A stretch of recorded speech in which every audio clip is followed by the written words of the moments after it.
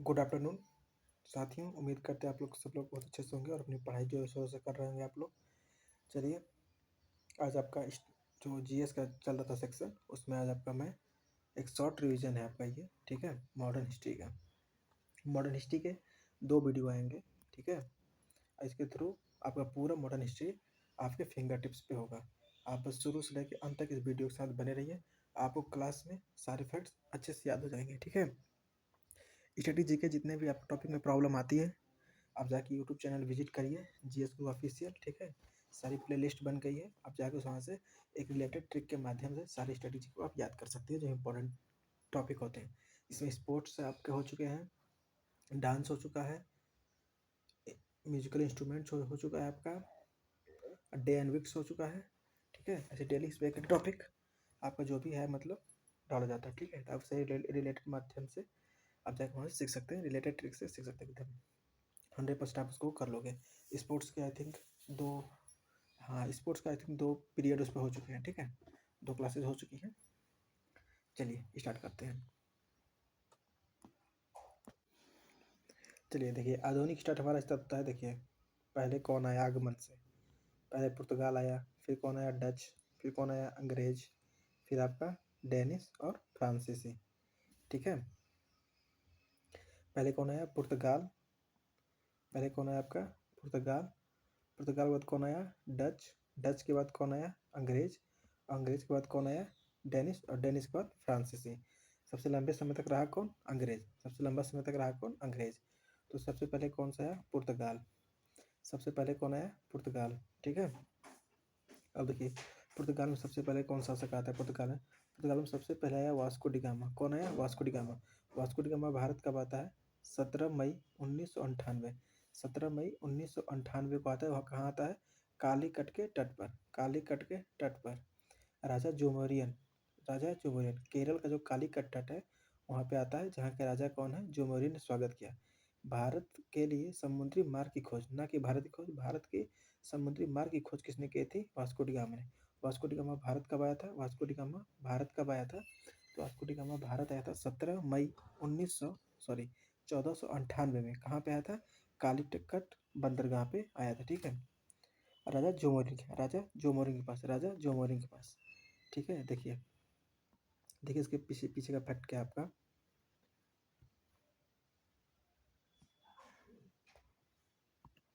देखिए ये होगा आप इंडियन मैप हो गया, ठीक है। तो जो वास्को डी गामा है वो 1498 में कहाँ पे आया, वो आपका है कहाँ पे केरल तट पे, कहाँ पे आया केरल तट पे। अब कब आया ये आया आपका 1498 में केरल तट पे। और यहीं पे राजा थे कालीकट, ये जो हमारा है यहीं पे कालीकट तट पे, और यहीं पे राजा कौन है राजा जोमेरिन, कहाँ के केरल के। इन्होंने इनकी क्या की स्वागत किया। और जिस रास्ते से आया था उस समुद्री रास्ते से आया था, ये बोलते हैं कि 1498 में भारत समुद्री मार्ग की खोज वास्को डी गामा ने की थी, वास्को डी गामा ने की थी। फिर आया आपका फ्रांसिस डी अल्मोडा। कब आया ये 1505 ईस्वी में भारत आया, 1505 ईस्वी में ये फ्रांसिस अल्मोडा क्या है भारत आया।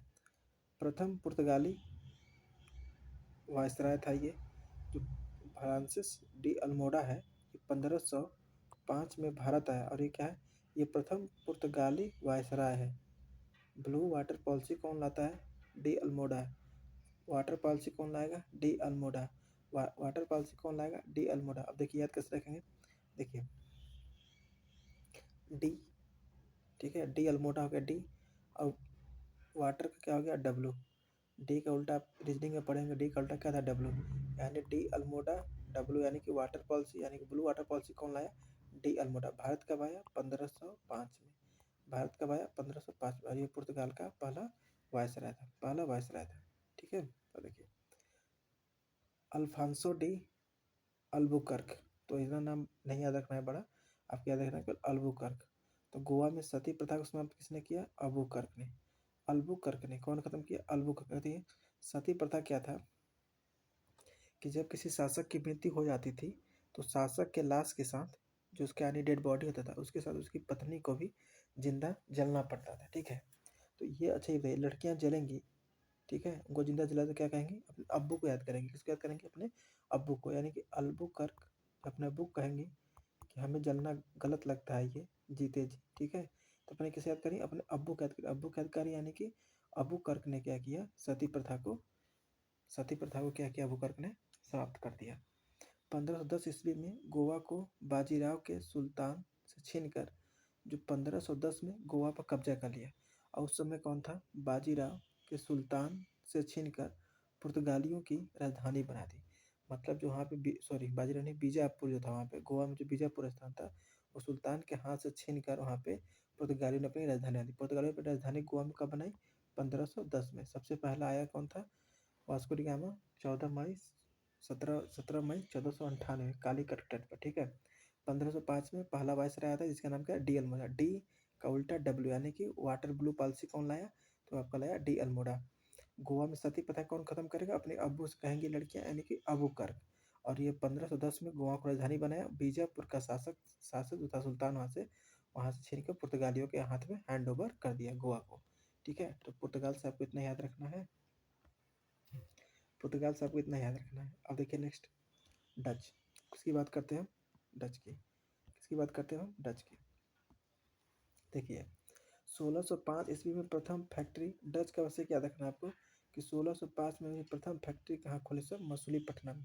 डच में आप क्या याद रखोगे, केवल 1605 ईस्वी में, 1605 ईस्वी में प्रथम फैक्ट्री कहाँ खोला इन्होंने, मसूलीपट्टनम में। 1605 में मैंने प्रथम फैक्ट्री कहाँ सब खोले, मसूलीपट्टनम में। कहाँ पे, मसूलीपट्टनम में। कहाँ खोले, मसूलीपट्टनम में। चलिए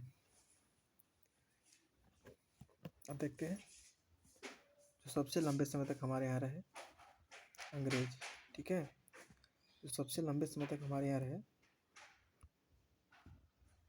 उनको हम देखते हैं अंग्रेज के बारे में। अब देखिए सन 1600 ईस्वी में महारानी एलिजाबेथ के प्रथम रॉयल चार्टर प्राप्त हुआ। रॉयल चार्टर कुछ होता नहीं है, एक मान लीजिए दस्तावेज है जिसपे कि नियम कानून लिखे होते हैं कंपनी के शासन करने का। कब हुआ, एलिजाबेथ द्वारा 1600 में।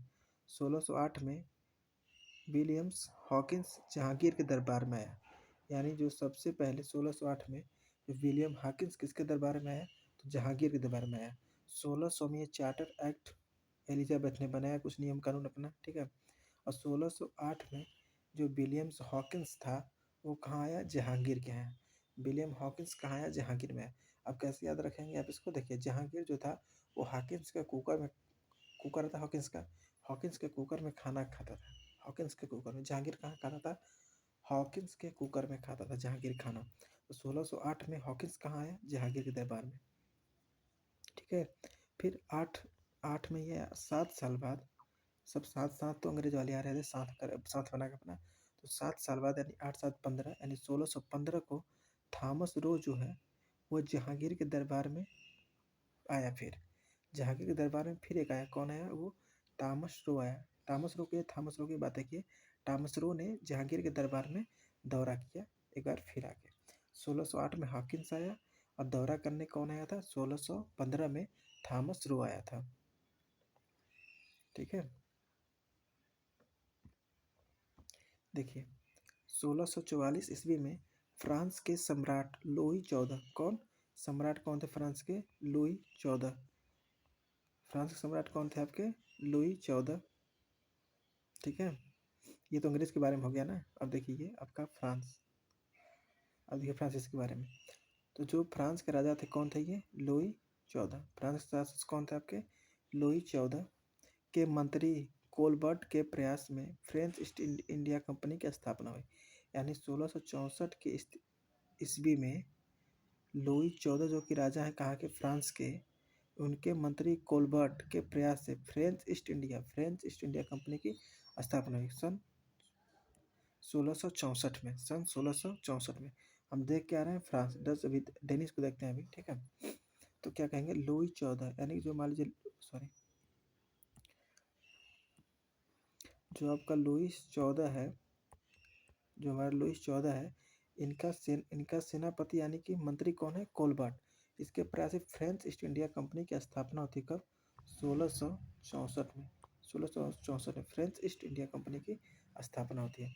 और 1668 में फ्रैंकोइस कैरो द्वारा, किसके द्वारा, फ्रैंकोइस कैरो द्वारा 1668 में स्थापना। देखिए 68 की घटना क्या है। 1668 में फ्रेंकोइस कैरो के द्वारा सूरत में कहाँ पे, सूरत में प्रथम फ्रांसीसी फैक्ट्री की स्थापना की गई। 1664 में फ्रेंच ईस्ट इंडिया कंपनी की स्थापना की गई जो भारत आई थी। और 1668 में फ्रेंकोइस कैरो के द्वारा सूरत में प्रथम फ्रांसीसी फैक्ट्री की स्थापना की गई।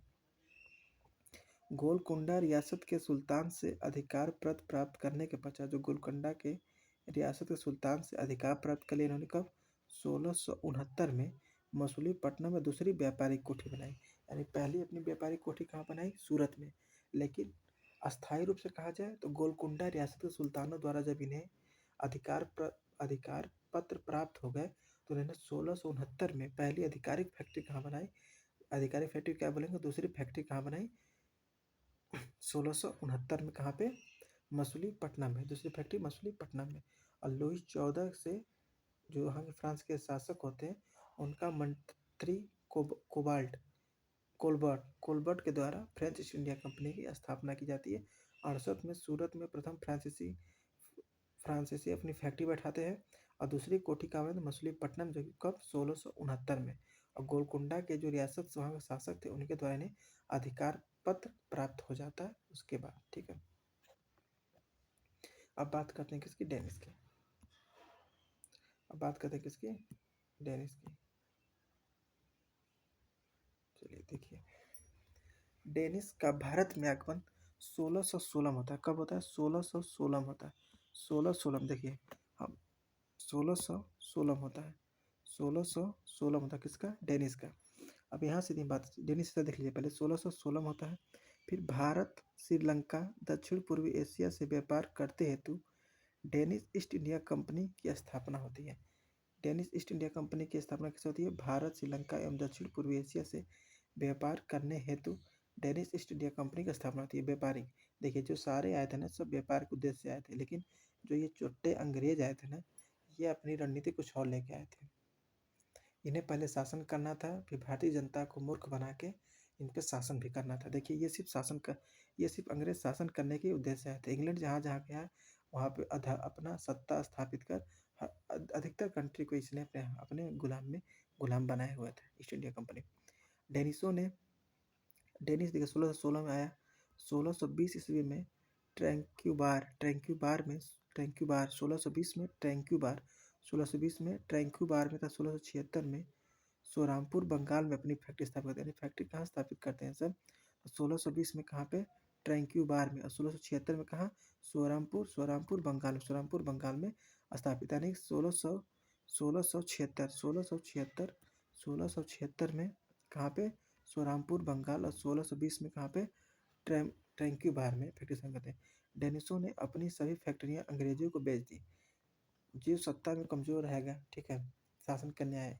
ईस्ट इंडिया कंपनी के पास क्या था, ज़्यादा सेना बल थी, तो ये अब दबाव बनाएगा तो युद्ध होगा। युद्ध में आप हारोगे तो अंत में आपको जो अधीनता स्वीकार करेगा उसे क्या गया, अपनी सारी बागडोर कंपनी दे किससे चला गया, वो अंग्रेजों को चला गया। अब देखिए इसको रिलेट कैसे करेंगे आप लोग। पहले हमारा आया कौन था, पुर्तगाल, फिर आया कौन वगैरह, डच, फिर आया कौन, अंग्रेज, फिर कौन आया, डेनिश, फिर कौन आएगा, फ्रांस।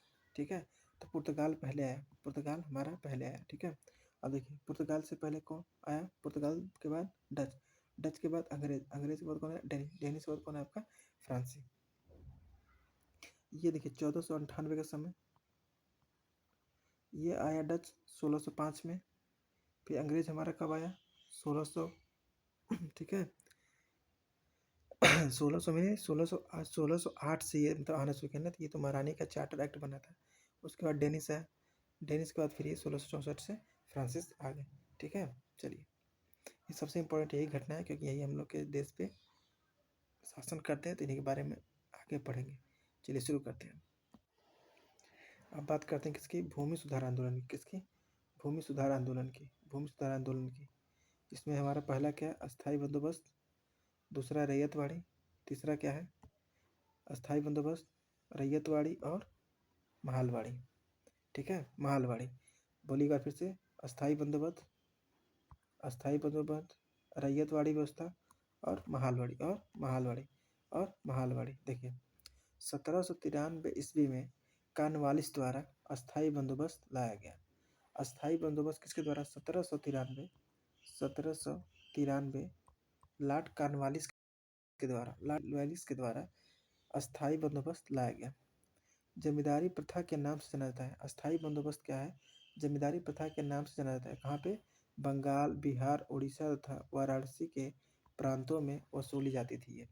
बंगाल, बिहार, उड़ीसा और रैयतवाड़ी जो है हमारा, ये 1820 ईस्वी में मुनरो और रीड के द्वारा शुरुआत।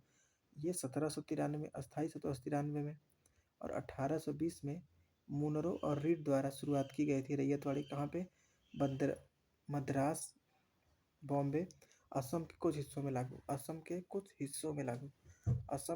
हिस्से में लागू। और महालवाड़ी कब? देखिए 2 साल बाद महालवाड़ी, रैयतवाड़ी के बाद 2 साल बाद महालवाड़ी 2022 में। और ये मुनरो और रीड, और ये था हॉल्ट मैकेंजी उत्तरी पश्चिमी प्रांत और पंजाब और उत्तर प्रदेश के कुछ हिस्सों में, ठीक है। 1793 में अस्थाई बंदोबस्त लॉर्ड कॉर्नवालिस। रैयतवाड़ी कौन लाया? मुनरो और रीड 1820 में और महालवाड़ी हॉल्ट मैकेंजी 1822 में, ठीक है। और ये बंगाल, बिहार, उड़ीसा। चलिए इसको मैप के थ्रू आप देख लेते हैं, मैप के थ्रू, ठीक है। चलिए देखिए इसको देखते हैं हम, ठीक है। आज के मैप से देख लेते हैं। तो पहले देखते हैं अस्थाई बंदोबस्त कहाँ लगा। तो अस्थाई बंदोबस्त कहाँ लगा? पश्चिमी बंगाल यहाँ पड़ेगा आपका, पहले जब एक ही में था पश्चिमी बंगाल, ठीक है। ये बंगाल का पूरा एरिया हम ले लेंगे, बंगाल का पूरा एरिया, यानी कि कहाँ कहाँ? देखिए बंगाल, बिहार, उड़ीसा, बंगाल, बिहार, उड़ीसा। देखिए क्या करेंगे, जो इसे देखिए प्रेजेंट टाइम में बिहार हमारा यहाँ पे और उड़ीसा हमारा यहाँ पे, और ये पूरा बंगाल का क्षेत्र मान लेंगे, पूरा बंगाल का। यानी जो पहला आपका ये पूरा शासन आपका ये पूरा क्या है आपका? ये पूरा क्या था आपका? अस्थाई बंदोबस्त। ये आपका था अस्थाई बंदोबस्त। ये आपका कौन सा था? अस्थाई बंदोबस्त। कौन सा भाग? अस्थाई बंदोबस्त, ठीक है। अस्थाई बंदोबस्त को हम रेड गोले दिखा रहे हैं। अस्थाई बंदोबस्त कब हुआ था? 1793 कॉर्नवालिस के द्वारा, ठीक है। अब देखिए बात आती है रैयतवाड़ी की, रैयतवाड़ी कहाँ हुआ था? मद्रास और असम के कुछ हिस्सों में, यानी कि मद्रास और बॉम्बे, ठीक है। तो असम कहाँ पड़ता है आपका? असम तो आपका ये क्षेत्र हो गया सब, यानी कुछ यहाँ पे, और ज़्यादातर कहाँ पे? ज़्यादातर कहाँ? मद्रास मुंबई वाले भागों पे। कौन सा था आपका? रैयतवाड़ी। यहाँ पे कौन सा आपका था? रैयतवाड़ी है। कौन सा आपका? रैयतवाड़ी। और फिर आपका आता है कौन सा? महालवाड़ी 1822 में जो आता है हॉल्ट मैकेंजी के द्वारा। ये देखिए उत्तर पश्चिमी प्रांत, ये और पंजाब का हिस्सा, और ये होगा पंजाब का हिस्सा आपका, ये पंजाब का हिस्सा आपका। और ये यहाँ पे जो यूपी के कुछ पश्चिमी प्रांत, यहाँ पे क्या आता है? महालवाड़ी। देखिए यूपी के कुछ हिस्सों में, तो ये आपका कौन सा? महालवाड़ी। ये कौन सा? महालवाड़ी। अब देखिए इसको डेट याद करके मैं तरीका बता रहा हूँ आपको। 1793 आप याद करेंगे, सबसे पहले कोई आया तो अस्थायी रूप से बचने की कोशिश किया, तो 1793 याद करेगा, लॉर्ड कॉर्नवालिस आता है और अस्थायी से बचता है, यानी अस्थायी बंदोबस्त, जिसे क्या कहते हैं? जमींदारी प्रथा। और लगाएं कहाँ? सबसे पहले हम लोग के यहाँ कहीं भी कुछ शुरुआत होता था बंगाल से, यानी बंगाल से आएगा, तो बंगाल से आने पे क्या होगा कि बंगाल से आएगा तो कुछ बंगाल पश्चिमी, जो आप इसे पश्चिम बंगाल, उड़ीसा सब क्या होता था? एक प्रांत के रूप में था। ये क्या था आपका? एक प्रांत के रूप में था उस समय, ठीक है। तो कहाँ कहाँ लगा? बंगाल, बिहार, उड़ीसा और वाराणसी के प्रांतों में। वाराणसी प्रांत यानी कुछ यूपी का भाग कवर, ठीक है। अब देखिए रैयतवाड़ी, पहले अस्थायी बंदोबस्त आया रैयतवाड़ी 1820 में, लाया कौन? मुनरो और रीड के द्वारा शुरुआत की। रैयतवाड़ी बता देती, मुनरो और रीड। रैयतवाड़ी किस तरह? मुनरो और रीड के द्वारा शुरू की गई। कहाँ? मद्रास, बॉम्बे, असम के कुछ हिस्सों में ये लागू की गई। और महालवाड़ी के पश्चिमी भागों में, इधर वाले भागों में था, पश्चिमी भागों में, जहाँ पे कौन सा? पंजाब, उत्तर प्रदेश के कुछ हिस्से, ठीक है, और पश्चिमी प्रांत और पंजाब, यहाँ पे लगेगा ये। तो रैयतवाड़ी जस्ट 2 साल बाद, यानी कि आपको 1820 याद है, रैयतवाड़ी मुनरो और रीड की, तो आपको 1822 महालवाड़ी याद रहेगा। 1793 में सबसे पहले अस्थाई बंदोबस्त, ठीक है। चलिए देखिए 1857 का विद्रोह, ठीक है। अब देखिए 1857 का विद्रोह, 1857 के पहले का विद्रोह देखेंगे। 1857 के पहले का विद्रोह, तो हम पहले देखेंगे सन्यासी विद्रोह कहाँ हुआ था? बिहार और बंगाल में। कहाँ हुआ था? बिहार और बंगाल में। और आपका मैं बताया था ना रैयतवाड़ी जो शुरू हुए थे, सॉरी अस्थायी बंदोबस्त कहाँ से, बंगाल से। ठीक है, तो पहले उसी क्षेत्र में होते थे। सन्यासी विद्रोह हमारा कहाँ होता है, बिहार और बंगाल। सन्यासी बिहार और बंगाल, सन्यासी बिहार और बंगाल। अच्छा ये बताइए सन्यासी लोग क्या करते हैं, घूमते हैं। ठीक है, तो घूमना को हम कहते हैं बिहार करना, स्थिर कहीं मतलब रुकते हैं जाके तो हम बोलते हैं बिहार है उनका। बिहार करना तो मतलब घूमने से अर्थ इसका निकलता है। तो बिहार और बंगाल इसका सन्यासी। और इसके नेता कौन है, भवानी पाठक, सन्यासी भवानी पाठक और देवी चौधरानी, और देवी चौधरानी। तो सन्यासी विद्रोह जो हमारा हुआ वो कहाँ हुआ सबसे पहले, सन्यासी विद्रोह हुआ हमारा बंगाल के क्षेत्र में। कहाँ पे, बंगाल के क्षेत्र में, बंगाल और बिहार के क्षेत्र में, बंगाल और बिहार के क्षेत्र में हुआ था। ठीक है, बंगाल और बिहार के क्षेत्र में। और नेता कौन थे, भवानी पाठक और देवी चौधरानी, और देवी चौधरानी। ठीक है, इसको अगर रीड करिएगा, सन्यासी विद्रोह कहाँ पे हुआ, देखिए बी से बंगाल और बी से बिहार, बी से बंगाल और बी से बिहार। कौन कौन, भवानी पाठक और देवी चौधरानी, भवानी पाठक और देवी चौधरानी, भवानी पाठक और देवी चौधरानी। अब आता है पाइका विद्रोह। पाइका विद्रोह हुआ था 1817 में। पाइका कहाँ पे, ओडिशा में। कैसे कहेंगे पाइका, कौन सामान पा गए तुम, ओ दिशा में गए थे सामान पा गए, कहाँ गए थे, ओ दिशा में गए थे पाए, ओ दिशा में गए सामान तो पा गए, ओ दिशा में। तो ओ दिशा में कौन सा, पाइका, पाइका विद्रोह ओ दिशा में, पाइको विद्रोह ओ दिशा में। नेता कौन था, नेता था बख्शी जगबंधु विद्याधर। कौन था, बख्शी जगबंधु विद्याधर। कौन था, बख्शी जगबंधु विद्याधर। पाइका विद्रोह 1817 ओडिशा में। और नेता कौन था, बख्शी जगबंधु विद्याधर, जगबंधु विद्याधर। यानी कि 1817 में पाइका विद्रोह। ठीक है, पाइका विद्रोह। तो पाइका विद्रोह हमारा कहाँ पा गए ये सब, तो ओ दिशा में गए थे, यानी ओडिशा में। किसके द्वारा, जगबंधु जी द्वारा। किसके द्वारा, जगबंधु के द्वारा। किसके द्वारा, जगबंधु द्वारा। किसके द्वारा, जगबंधु विद्याधर के द्वारा। अहोम विद्रोह, अहोम विद्रोह कब, 1828 में, 1828 में अहोम, अहोम विद्रोह कहाँ पे, असम में, असम में। अहो, आसमान की तरफ क्या देख रहे हो, किसी से बोलेंगे अहो आसमान की तरफ क्या देख रहे हो। तो अहोम विद्रोह कब, असम में 1828 में। नेता कौन था, गोमधर कुंवर। नेता कौन था, गोमधर कुंवर। नेता कौन था, गोमधर कुंवर। तो अहोम, अहो अहो आसमान साइड क्या देख रहे हो, तो कहेंगे अहो आसमान साइड में क्या देख रहे हो। तो 1828 अहो मतलब अहोम, अहोम कहाँ पे, आसमान से, असम। और नेता कौन था, गोमधर कुंवर। इसे बोले पाइका। पाइका ये कहाँ से पा गए, ओ दिशा में गए थे, ओ दिशा में गए थे तो पाइका, यानी कि ओडिशा में। पाइका ओडिशा में 1817। बख्शी जगदीबंधु और विद्याधर, नेता का नाम याद रखिएगा। और सन्यासी भवानी पाठक और देवी चौधरानी। और अहोम विद्रोह नेता गोमधर कुंवर, नेता गोमधर कुंवर। संताल विद्रोह वेरी मोस्ट इंपॉर्टेंट, संथाल विद्रोह। संथाल विद्रोह कौन सा, 1855-56। नेता सिद्धू और कान्हू, नेता सिद्धू और कान्हू, नेता सिद्धू और कान्हू। नेता देखो संथाल, संताल विद्रोह कब हुआ था, तो ये हुआ था 1855 से 56 के बीच में। यस से, यस से संथाल और यस से सिद्धू, और सिद्धू और कान्हू, और सिद्धू और कान्हू, सिद्धू और कान्हू, सिद्धू और कान्हू। 1856, 1855-56 नेता सिद्धू कान्हू। संताल विद्रोह, संताल विद्रोह 1855-56 और सिद्धू कान्हू, सिद्धू कान्हू। कोल विद्रोह 1831 में। नेता बुद्धो भगत, नेता बुद्धो भगत, नेता बुद्धो भगत कब, नेता बुद्धो भगत 1813 में। नेता बुद्धो भगत, नेता बुद्धो भगत 1831, 1831 बुद्धो बुद्धो भगत। ठीक है, संथाल विद्रोह कहाँ पे, बिहार असम में। पाइका कहाँ पा गए, ओडिशा में 1817 ओडिशा। नेता बख्शी जगबंधु विद्याधर। अहोम, अहो आसमान से में क्या देख रहे हो, तो आसमान से असम। और अहो, अहोम, अहो से अहोम 1828 में। गोमधर कुंवर। संथाल विद्रोह वेरी इंपॉर्टेंट, सिंधु और कान्हू 1855-56। कोल विद्रोह होगा 1831। नेता बुद्धो भगत, नेता कौन था 1831 में, नेता बुद्धो भगत में क्या होता है, कोल विद्रोह। कोल विद्रोह 1831, नेता बुद्धो भगत, नेता बुद्धो भगत, नेता। अब देखिए अब समय आ गया कौन सा, 1857 में पहले का देखा हम लोगों ने। अब आ गया 1857 का विद्रोह। ठीक है, 1857 का जो विद्रोह, इसका टिप्पणी कौन करता है, तो प्रथम स्वतंत्रता संग्रामी हमारे बी डी सावरकर जी। टिप्पणी कौन करता है, बी डी सावरकर के द्वारा।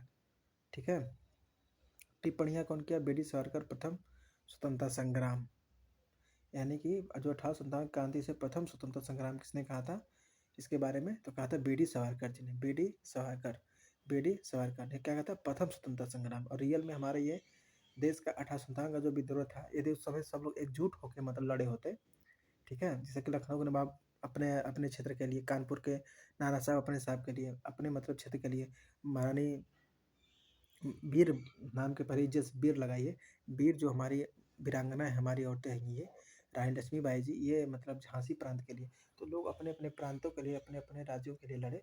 यदि एकजुट होकर लड़े तो हमें आज़ादी उसी समय मिल गई होती, क्योंकि बहुत बड़ा ये सैन्य विद्रोह था। दमनकर्ता, दिल्ली में दमनकर्ता कौन था? John Nicholson. यानी दिल्ली में जो मतलब ये विद्रोह हुआ उसका दमन दमन कौन किया? अंग्रेजों के साथ तो John Nicholson, John Nicholson. Delhi से जैसे दमन होगा जान निकल जाएगी, किसकी? जॉन निकलसन की। इसलिए क्या किया, वो दमन कर दिया। दिल्ली से जैसे निकलेगा उसकी जान निकल जाएगी, यानी दिल्ली जॉन निकलसन।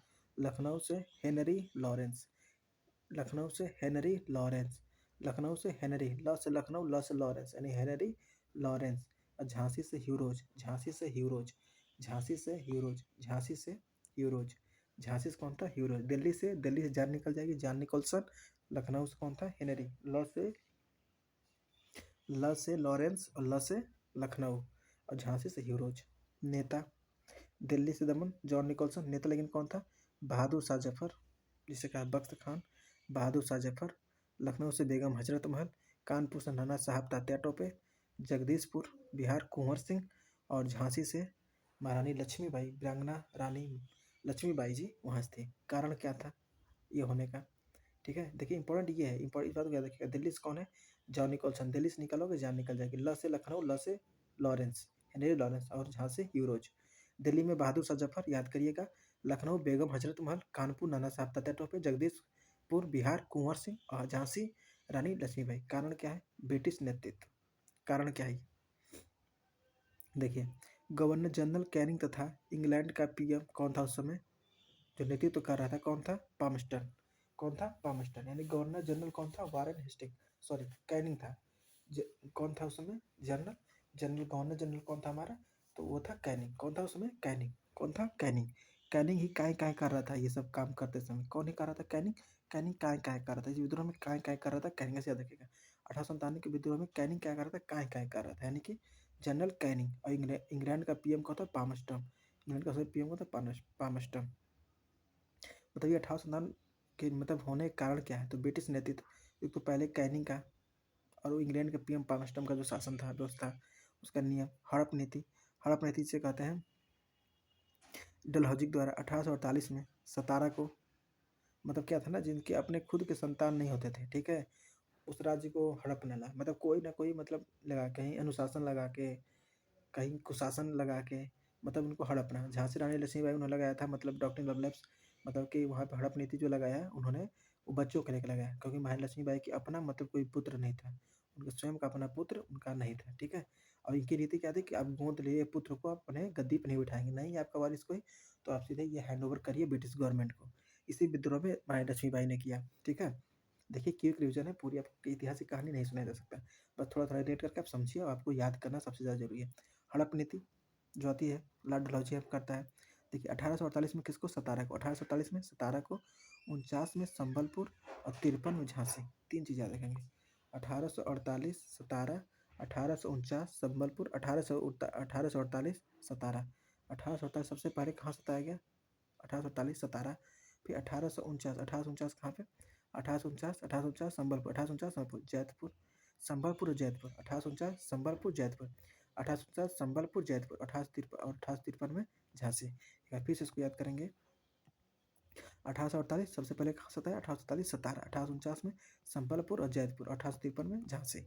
अब देखिए तत्कालिक कारण क्या था? तत्कालिक कारण ये था, मंगल पांडे, ठीक है, ये छावनी में एक आर्मी के मतलब रूप में रहता है, सेना में रहता है।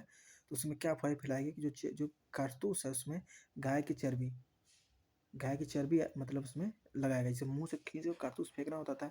तो मंगल पांडे ब्राह्मण थे, इन्होंने वहाँ से विरोध किया। और ये विरोध कब हुआ? 10 मई 1857 को पहली बार विद्रोह हुआ। कहाँ से? मेरठ में। कहाँ से? मेरठ के आर्मी कैंप छावनी से, आर्मी कैंप छावनी से, ठीक है, एक आर्मी कैंप छावनी से। देखिए नोट में क्या है, नोट पढ़ लीजिए। तात्या टोपे का वास्तविक नाम क्या था? रामचंद्र पांडुरंग। तात्या टोपे कहाँ से? नाना साहब और तात्या टोपे कानपुर। और उनका वास्तविक नाम क्या है? रामचंद्र पांडुरंग, रामचंद्र पांडुरंग, रामचंद्र पांडुरंग। भारतीय स्वाधीनता संग्राम 1857 ईस्वी के सरकारी इतिहासकार सुरेंद्र नाथ सेन, सुरेंद्र नाथ सेन थे। सरकारी इतिहासकार कौन थे हमारे? सुरेंद्र नाथ सेन। भारतीय स्वतंत्रता संग्राम 1857 के सरकारी इतिहास कौन थे? सुरेंद्र नाथ सेन। और तात्या टोपे का वास्तविक नाम क्या था? रामचंद्र पांडुरंग। रामचंद्र पांडुरंग। चलिए अब देखते हैं नेक्स्ट। 1857 की क्रांति के प्रमुख केंद्र कौन सा? 8 है इसमें मोस्ट इंपॉर्टेंट। अब 8 हम याद कराते हैं आपको। देखिए, दिल्ली से बहादुर शाह जफर याद कराया था। कानपुर से नाना तात्या टोपे। कहीं मैं लानी नहीं करा, लेकिन आपको बस याद है। रानी झांसी सबको, रानी लक्ष्मीबाई सबको पता है, ठीक है। लखनऊ से बेगम हजरत महल। लखनऊ से बेगम हजरत महल। अब ये बेगम नाम कहाँ आता था? लखनऊ में नवाबों का शहर कहा जाता है, नवाबों का शहर कहा जाता है, तो बेगम कहाँ से? वहाँ से रिलेट कर लेंगे, लखनऊ से। अब भी जगदीशपुर, हर भारतीय को पता होना चाहिए कुंवर सिंह के बारे में, कुंवर सिंह के बारे में, ठीक है। जो कहाँ से? बिहार से कहते हैं, जगदीशपुर से। दिल्ली से बहादुर शाह जफर। बहादुर शाह जफर जो है ना, वो आपका मुगल सम्राट का मुगल जो वंश है उसका अंतिम शासक रहता है, ठीक है। कानपुर से नाना साहब तात्या टोपे। झांसी रानी लक्ष्मीबाई। इलाहाबाद से लियाकत अली। और बरेली से खान बहादुर खान। बरेली का मोस्ट इंपॉर्टेंट याद करेगा, खान बहादुर खान। फैजाबाद से मौलवी अहमदुल्ला। फैजाबाद से मौलवी अहमदुल्ला। फैजाबाद से मौलवी अहमदुल्ला। कौन सा? अहमदुल्ला। लखनऊ से कौन दमन किया था? लखनऊ लॉरेंस। लॉरेंस था करके, ठीक है, ऐसे कहेगा, लॉरेंस था वो। और दिल्ली से जान निकल जाएगी, जान दिल्ली से जान निकल जाएगी, जान सोलेंस था, ठीक है। जान सोलेंस था। और कौन? और कौन था आपका? बताइए।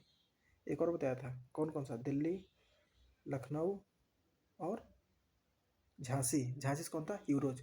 झांसी से कौन था? यूरोज। झांसी से कौन था? यूरोज। देखिए, दिल्ली से मैंने बताया आपको बहादुर शाह जफर, ठीक है। अब बहादुर शाह जफर दमनकारी कौन था वहाँ से? दिल्ली से निकालेंगे तो उसका जान निकल जाएगा, यानी कौन था? John Nicolson. कानपुर नाना साहब तोपे। झांसी रानी लक्ष्मीबाई। झांसी का बताया था मोस्ट इंपॉर्टेंट आपको, दमनकारी ह्यूरोज। इलाहाबाद से लियाकत अली। बरेली से बहादुर खान बहादुर खान। फैजाबाद से मौलवी अहमदुल्ला। जगदीशपुर से कुंवर सिंह। और लखनऊ से बेगम अली। और लखनऊ लॉ से लॉरेंस। कौन था? Henry Lawrence. और झांसी से ह्यूरोज। 1857 के प्रमुख तथ्य क्या है? दिल्ली बहादुर शाह जफर। कानपुर नाना साहब तात्या टोपे। झांसी रानी लक्ष्मीबाई। इलाहाबाद लियाकत अली। बरेली खान बहादुर खान। फैजाबाद मौलवी अहमदुल्ला। जगदीशपुर बिहार कुंवर सिंह। लखनऊ बेगम जफर। दिल्ली बहादुर शाह जफर भक्त, याद रखिएगा। कानपुर नाना साहब तात्या टोपे। झांसी रानी कहाँ से? रानी लक्ष्मीबाई। और इलाहाबाद लियाकत अली। बरेली से खान बहादुर खान। फैजाबाद से मौलवी अहमदुल्ला। फैजाबाद से मोहम्मद अब्दुल्ला। बरेली से खान बहादुर खान। फैजाबाद से मौलवी अहमदुल्ला। बरेली से खान बहादुर खान। बरेली खान बहादुर खान। बरेली। फैजाबाद से मौलवी अहमदुल्ला। जगदीशपुर बीर कुंवर सिंह। और लखनऊ से बेगम हजरत महल। ऐसे ही रट्टा करना है आपको एग्जाम निकालने के लिए। 1857 के विद्रोह का तथ्य। 1857 में झंडा गीत की रचना किसने की? अजीम मुल्ला ने। किसने की? अजीम मुल्ला ने। 1857 में जो क्रांति था उसमें झंडा गीत किसने रचना की? अजीम मुल्ला ने। 1857 ईस्वी के विद्रोह के समय तोप खाना का मुख्यालय मेरठ था। तोप खाना का मुख्यालय कहाँ था? मेरठ। 1857 क्रांति में तोप खाना जो था उसका हेडक्वार्टर कहाँ था? मेरठ। 1857 के विद्रोह में दमन हेतु गोरखा, सिख, पंजाबी, उत्तरी प्रांत सैनिकों ने ब्रिटिश सरकार की मदद की थी। कौन कौन? गोरखा, सिख और पंजाबी उत्तरी प्रांत के सैनिकों ने ब्रिटिश गवर्नमेंट की मदद की थी। आगे चलकर उन्हें सेना की भर्ती में प्रमुखता दिया गया, तभी बना गोरखा रेजिमेंट, सिख रेजिमेंट और पंजाब रेजिमेंट। तीन इसी रेजिमेंट। देखिए, जो रेजिमेंट आप सुनते हैं ना, राजपूताना रेजिमेंट, ये सब अंग्रेजों के समय में जिसने भी सेना में ड्यूटी किया, सेना उनके नाम पे बनी। जैसे गोरखा रेजिमेंट, ये सब रेजिमेंट उन्हीं का बनाया हुआ है। रानी लक्ष्मीबाई की मृत्यु। जनरल ह्यूरोज दमनकारी था। भारतीय क्रांतिकारियों में यहाँ सोई हुई औरत अकेली मर्द है। यानी कि हम कहें शॉर्ट फॉर्म में कि महान वीरांगना रानी लक्ष्मीबाई को किस जनरल ने अकेली मर्द कहा? तो कौन कहा? ह्यूरोज ने। और ये बहुत गर्व की बात है, उनको भी लगा कि इतनी हिम्मत वाली महिला एक भारतीय महिला ही हो सकती है। इसीलिए आप लोग को महिला सशक्तिकरण का अर्थ पता है क्या आपको? रियल में महिला सशक्तिकरण का मतलब है महिला शिक्षित हो, अपने पैरों पर खड़ा हो, इतना शिक्षित हो कि उसे कोई दबा ना सके। मेरे हिसाब से महिला सशक्तिकरण वैसे ही है, इतना शिक्षित हो कि उसे कोई दबा ना सके, उसे समाज में कोई प्रताड़ित ना कर सके। इसलिए सारी बहनें हमारी जितनी वीडियो देख रही हैं उनको पढ़ना बहुत जरूरी है। आपको अपनी हक की लड़ाई के लिए सामने खड़ा होना है, कंधे से कंधे मिला के, चाहे कोई हो, क्योंकि यहाँ पे जेंडर इक्वलिटी है। आपका आर्टिकल भी कहता है जेंडर इक्वलिटी, जेंडर इक्वलिटी, लिंग जाति धर्म के आप क्या किया जाएगा, आर्टिकल नंबर 15 है ना, धर्म जाति लिंग के आधार पे कोई भेदभाव नहीं। ठीक है, चलिए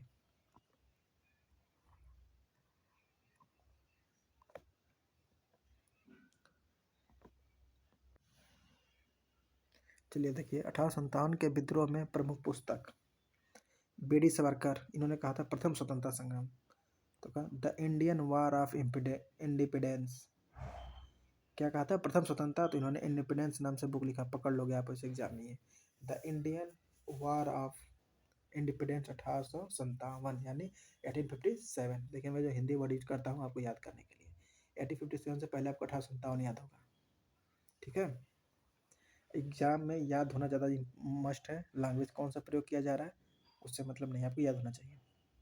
BD. Savarkar, the Indian war of independence 1857।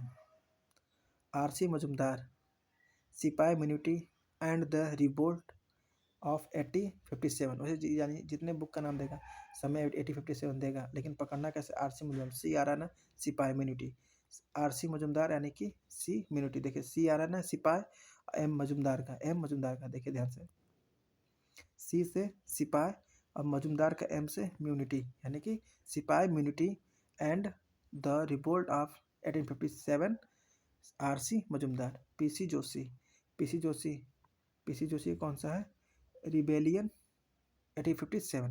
PC. Joshi, जोश में क्या करेंगे, रिबेलियन, मतलब कि एक तरह से रिबेल का मतलब बदला लेना, तो रिबेलियन 1857, पी.सी. जोशी, जिसमें जोश है वही क्या लेगा, रिबेल लेगा। Sir Syed Ahmad Khan, sir Syed Ahmad Khan, the college of the Indian revolt, the college of the Indian revolt, the college of the Indian revolt, the college of the college of the Indian revolt 1857, the college of the Indian revolt 1857, sir Syed Ahmad Khan, sir Syed Ahmad Khan, sir Syed Ahmad Khan. ठीक है, sir Syed Ahmad Khan, sir Syed Ahmad Khan. अब देखिए क्या दिया, 1857 क्रांति के प्रमुख इतिहासकार में क्या दिया, इतिहासकार विद्वान में James James Outram, Outram report भी आई थी, एवं डब्ल्यू टेलर, क्या कहते हैं, यह हिंदू मुस्लिम का षड्यंत्र का परिणाम, यह हिंदू मुस्लिम के षड्यंत्र का परिणाम है। ठीक है, कौन कहता है, जेम्स आउट्रम एवं डब्ल्यू टेलर, क्या कहते हैं, कथन है उनका मत है कि हिंदू मुस्लिम के षड्यंत्र का परिणाम है।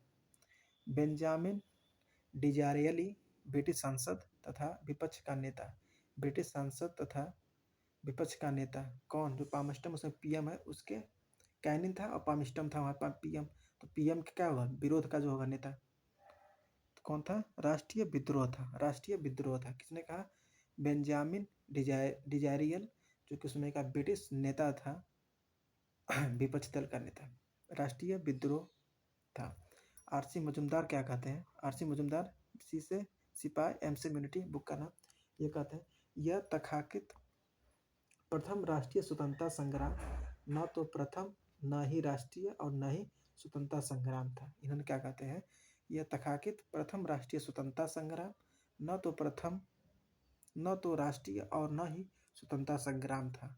और विनायक दामोदर दास सावरकर, जिन्होंने फर्स्ट क्या लिखा था, the Indian war of first independence 1857, ये क्या था, सुनियोजित राष्ट्रीय स्वतंत्रता संग्राम, क्या था, सुनियोजित राष्ट्रीय स्वतंत्रता संग्राम था, कौन सा था, सुनियोजित राष्ट्रीय स्वतंत्रता संग्राम था। चलिए अब देखते हैं शिवाजी के बारे में। ठीक है, अब स्टार्ट करते हैं शिवाजी के बारे में। चलिए, शिवाजी 1674 से 80, मात्र 6 साल। अब देखिएगा 6 साल में शिवाजी, ठीक है, 1674 शिवा, सौ आ रहा ना, सौ छिवा पड़े, छिवा यानी 6 साल, यानी कि 1674 से 80, 1670 से 80, 1674 से 80, 1674 से 80, छिवा, शिवाजी, शिवाजी का हमने देखिए गलत ऐसे मत लगाइएगा कुछ भी, बस ट्रिक बता रहा हूँ, याद करने के लिए रेट करने की कोशिश करना हो बस, ठीक है। शिवाजी 1674 से 1680, शिवनेरी किला में जन्म हुआ था 1627 में। शिवनेरी किला, शिवाजी का जन्म शिवाजी का जन्म शिवनेरी किला 1627 में। पिताजी शाहजी भोसले, माता जीजाबाई। आध्यात्मिक गुरु रामदास, आध्यात्मिक गुरु रामदास, आध्यात्मिक गुरु रामदास। अध्यात्म गुरु, अध्यात्म ज्ञान कौन देगा? जो रामायण जानता हो यानी रामदास, रस रामायण रस रामदास, ऐसे मतलब अध्यात्म। और 1665 शिवाजी को पदच्युत करने के लिए औरंगजेब द्वारा आमेर के राजा जयसिंह को नियुक्त किया गया था। शिवाजी को पदच्युत करने के लिए औरंगजेब द्वारा आमेर के राजा जयसिंह को नियुक्त किया गया था। उनके दरबार में अष्टप्रधान मंत्री थे किसके? शिवाजी।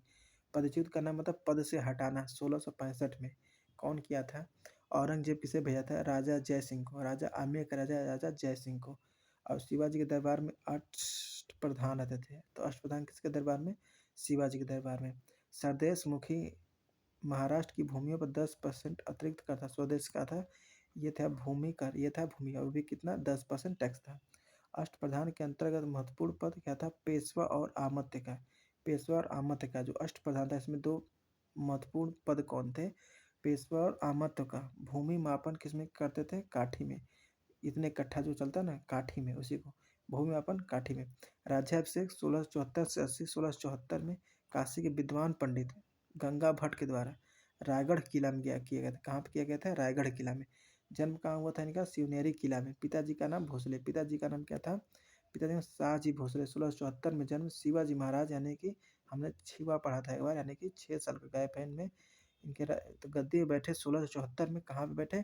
काशी के विद्वान पंडित ने गंगा भट्ट ने इनका राज्याभिषेक किया। कब? रायगढ़ किला में। कब तक इनका कार्यकाल रहा है? 1680।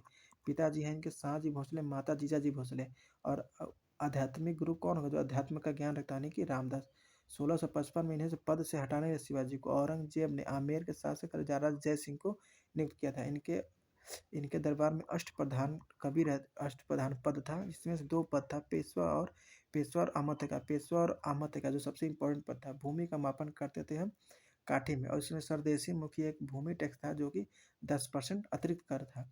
और राज्याभिषेक 1674 ईस्वी में काशी के विद्वान पंडित गंगा भट्ट ने रायगढ़ के किले में किया था। इनका जन्म 1627 शिवगढ़ किला में, शिवगढ़ किला, शिवनेरी किला में। कहाँ पे? शिवनेरी किला में। चलिए नेक्स्ट। शिवाजी शाहजी भोसले, कार्यकाल 6, 1674 से 1680। इनका था। अब 80 के बाद कौन आएगा? इनका पुत्र आएगा संभाजी। संभाजी पिता 6 साल, बेटा 8 साल, ऐसे करके देखा। शिवाजी के बड़े पुत्र हैं ये। तो ये 1680 से रहा 1689 तक, यानी पिता 6 साल बेटा 3 साल आ गए, यानी कि 1689। ये पहली बात। संभाजी 1680 1689। शिवाजी के बड़े पुत्र राजा राम शिवाजी के छोटे पुत्र को हराया। राजा राम शिवाजी के छोटे पुत्र हैं, जिनको कौन हराया? संभाजी। संभाजी ने। राजा राम शिवाजी के छोटे पुत्र हैं, को हराया कौन? संभाजी ने। कौन सा हराया? संभाजी ने। ताराबाई, ताराबाई क्या है? 1700 से 1707। ताराबाई 1700 से 1707 राजा राम की पत्नी। राजा राम कौन है? छोटा पुत्र, जो कौन हराया था? संभाजी महाराज ने। इनका बेटा कौन है? बेटा शिवाजी द्वितीय। बेटा शिवाजी द्वितीय। बेटा कौन था? शिवाजी द्वितीय। किसका? राजा राम। राजा राम की पत्नी ताराबाई। ताराबाई 1700 से 1707 तक बैठती हैं गद्दी पर, ठीक है। और राजा राम की पत्नी कौन है? ताराबाई। 1700 से 1707 तक। और इनका बेटा शिवाजी द्वितीय। अब बात करें साहू जी। साहू जी कब आते हैं? अब इनके बाद 1707 से 1749। सबसे लंबा कार्यकाल रहा इनका इसमें, 1707 से 1749। साहू जी मुगल सम्राट बहादुर शाह द्वारा छोड़ा गया। मुगल सम्राट जो बहादुर शाह था, इसके द्वारा छोड़ा गया साहू जी को। और खेड़ा के युद्ध में ताराबाई को हराया। खेड़ा के युद्ध में ताराबाई को हराया। खेड़ा के युद्ध में ताराबाई को हराया। इतना याद रखेंगे ताराबाई के बारे में। ये जो 1707 है, ये खेड़ा के युद्ध में किससे हारती हैं? साहू जी से हारती हैं। और ये मुगल सम्राट द्वारा शाह द्वारा छोड़ा गया, बहादुर शाह द्वारा छोड़ा गया। क्यों? इनके पिता को भी उठा के लिया गया था, और इनको भी, मतलब साहू जी को भी, ठीक है, बंदी बनाए कुछ समय तक रखा था। ऐसे करके स्टोरी देखिए लंबी है, बस याद रखना आपको, जो फैक्ट्स याद रखिए। ताराबाई 1700 से 1707 राजा राम की पत्नी थी। राजा राम को हराया कौन था? शिवाजी, संभाजी ने। संभाजी कौन है? शिवाजी के बड़े पुत्र। शिवाजी रहे 1674 से 80 तक, और ये रहे 1680 से 89, और ये रही ताराबाई। ताराबाई कौन? राजा राम की पत्नी। राजा राम की पत्नी मतलब ताराबाई 1707 से 1700 से 1707। और साहू जो है, जो कि बहादुर शाह सफर द्वारा छोड़ा गया था, और ये खेड़ा के युद्ध में ताराबाई को हराते हैं। ये 1707 से 1749, 1707 से 1749। नेक्स्ट मराठा। चलिए मराठा देखते हैं। थोड़ा जल्दी जल्दी करेंगे, वीडियो नहीं तो लंबी हो जाएगी। फैक्ट्स पर बात करते हैं अब। बालाजी विश्वनाथ। बालाजी विश्वनाथ 1713 से 1720। बालाजी विश्वनाथ 1713 से 1720। बालाजी विश्वनाथ 1713 से 1720। प्रथम पेशवा। पेशवा क्या होता था? पेशवा प्रधानमंत्री का पद है, मराठों का प्रधानमंत्री। प्रथम पेशवा बालाजी। उपाधि सेना करते यानी सेना का चिन्ह। उपाधि सेना करते यानी सेना का चिन्ह। पेशवा पेशवा ने इस पदों को शक्तिशाली और वंशानुगत बना दिया। पेशवा जो थे, इस पद को क्या किया? शक्तिशाली और वंशानुगत। वंशानुगत का मतलब इनके बाद इनके पिता, सॉरी, इनके बाद इनके पुत्र वंशानुकूल कर दिया। और सैयद ब्रदर जो कहता है किंग मेकर, फरुखसियर गद्दी पर बैठा। Syed brothers king maker Farrukhsiyar गद्दी पर बैठा। कौन बैठा? फरुखसियर गद्दी पर बैठा। कौन बैठा? फरुखसियर गद्दी पर बैठा। फरुखसियर कहाँ बैठा? फरुखसियर पर गद्दी बैठा, फरुखसियर। ठीक है। तो प्रथम पेशवा कौन थे? बालाजी विश्वनाथ, 1713 से 1720। अब आता है किसका समय? बाजीराव। इसका आता समय बाजीराव। बाजीराव का 1720 से 1740। बालाजी प्रथम पेशवा जो थे, जो 1713 से 1720, 1720 से 1740। बालाजी विश्वनाथ। बालाजी विश्वनाथ जो प्रथम पेशवा थे, इनके सबसे बड़े पुत्र, इनके सबसे बड़े पुत्र कौन थे? बाजीराव। इनके सबसे पुत्र बड़े कौन थे? बाजीराव प्रथम। बाजीराव बाजीराव तो बालाजी विश्वनाथ के सबसे बड़े पुत्र बाजीराव। बाजीराव कौन होते हैं? 1720 से 1740। बाजीराव कौन है? बाजीराव बाला विश्वनाथ के पुत्र। बालाजी विश्वनाथ कौन है? ये प्रथम मराठों के प्रथम पेशवा। मराठों के प्रथम पेशवा। इन्होंने क्या किया था? पेशवा पद को वंशानुगत बना दिया। कौन? बालाजी विश्वनाथ। बालाजी विश्वनाथ का लड़का बाजीराव। नेक्स्ट देखिए, पहले मैंने आपको पहले एक नाम क्या था? बाजी क्या बताया था? सॉरी, बालाजी विश्वनाथ 1713 से 1720 प्रथम पेशवा। इनका लड़का बाजीराव 1720 1740। अब आता है समय किसका? बालाजी बाजीराव का 1740 1761। यानी हम याद करेंगे 1713 से 1720, 1720 से 1720 1740, और 1740 से 1761 किसका? बालाजी बाजीराव। नाना साहब के नाम से जाना जाता है। बालाजी बाजीराव को नाना साहब के नाम से जाना जाता है। पानीपत की तीसरी लड़ाई 1761 में मराठों की हार हुई, किससे? अफगानों की जो।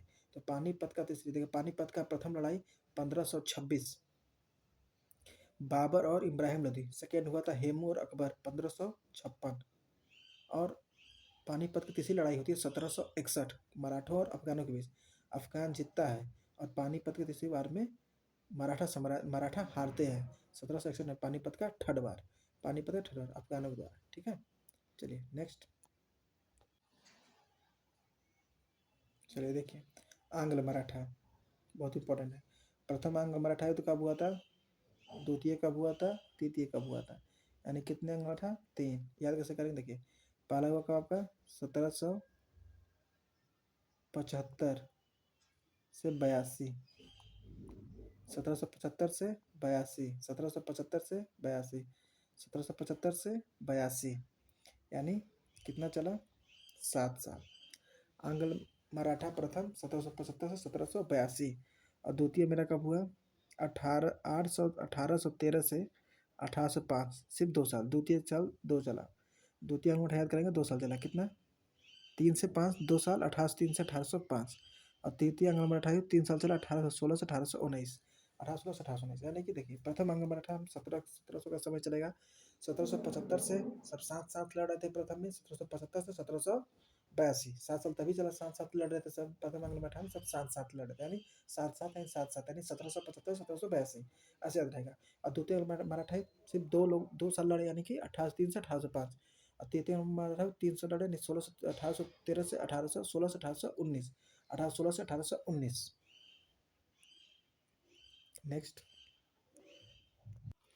चलिए अब देखते हैं हिंदू सामाजिक धार्मिक जो आंदोलन होता है उसमें संगठन कौन कौन से थे। तो एशियाटिक सोसाइटी की स्थापना 1784 विलियम जोन्स ने किया था। विलियम जोन्स ने किसकी स्थापना की थी? Asiatic Society. Asiatic society 1784। Asiatic society 1784। William Jones. William Jones ने की थी एशियाटिक सोसाइटी 1784। William Jones. युवा आंदोलन बंगाल 1826। हेनरी लुइस विलियम और डेरोजियो। किसने किया था? युवा आंदोलन Bengal 1826। Henry Louis William Derozio.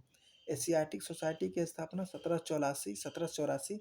William Jones. William Jones. Asiatic society 1784। William Jones. William Jones 1784। Asiatic Society. Asiatic society 1784। William Jones.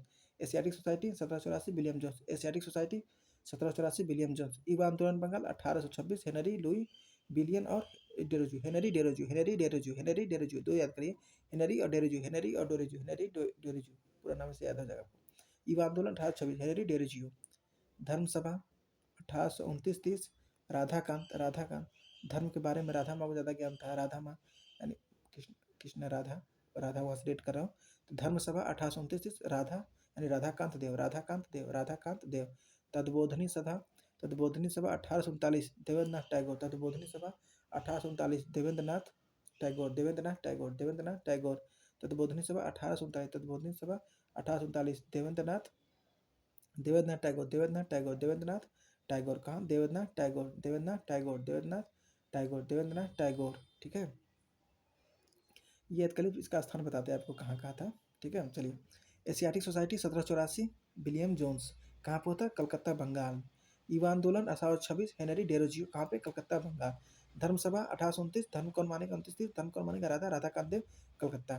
तद्बोधनी सभा। तद्बोधनी सभा कहाँ पे? 1839। देवेंद्रनाथ टैगोर। देवेंद्रनाथ टैगोर कहाँ पे? कलकत्ता में। देवेंद्रनाथ टैगोर कहाँ पे? कलकत्ता में। देवेंद्रनाथ टैगोर कहाँ पे? कलकत्ता में। नेक्स्ट नेक्स्ट देखिए, रहनुमाई माजदायसन सभा। कौन सा? रहनुमाई माजदायसन सभा 1851। दादा भाई नौरोजी। कहाँ पे? बम्बई में। दादा भाई नौरोजी, बम्बई में। रहनुमाई माजदायन सभा। रहनुमाई माजदायन सभा 1851। दादा भाई नौरोजी। देखिए मैं आपको याद कराता हूँ। इधर जो इधर पूरा स्लाइड थी मैं आपको पूरा बताता हूँ। मुंबई में। अब देखिए, एशियाटिक सोसाइटी, सुनिए ध्यान से। Asiatic society 1784। William Jones. कहाँ पे? बंगाल। युवा आंदोलन 1826। क्या बताया था? Henry Derozio. कलकत्ता बंगाल। धर्मसभा। धर्म कौन जानेगा? राधा। राधाकांत पांडे। राधा नहीं, सॉरी, राधाकांत देव। 1829 से 30। कलकत्ता बंगाल। तद्बोधनी सभा देवेंद्रनाथ टैगोर 1339। कहाँ पे? बंगाल में। और रहनुमाई मजदाय सॉरी रहनुमाई माजदायसन सभा 1851। दादा भाई नौरोजी। कहाँ पे? बम्बई में। दादा भाई नौरोजी, बम्बई में।